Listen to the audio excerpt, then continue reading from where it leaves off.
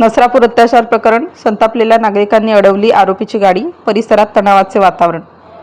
नसरापूर येथील 3.5 वर्षाच्या चिमुरडीवर झालेल्या पाशवी अत्याचार आणि हत्या प्रकरणामुळे जनक्षोभ उसळला असून आज या प्रकरणातील आरोपीला घेऊन जाणारी गाडी संतप्त नागरिकांनी अडवली। यावेळी नागरिकांनी आरोपीच्या निषेधार्थ जोरदार घोषणाबाजी केली, ज्यामुळे परिसरात काही काळ प्रचंड तणावाचे वातावरण निर्माण झाले होते।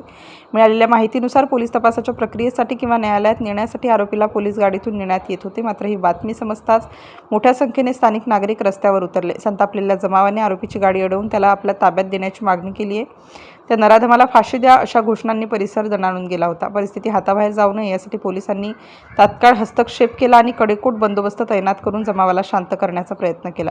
मात्र नागरिकांमधील संताप इतका तीव्र होता की पोलिसांना जमाव पांगवण्यासाठी मोठी कसरत करावी लागली। या घटनेमुळे नसरापूर परिसरात पोलीस प्रशासनाकडून खबरदारीचा उपाय म्हणून सुरक्षा वाढवण्यात आली आहे।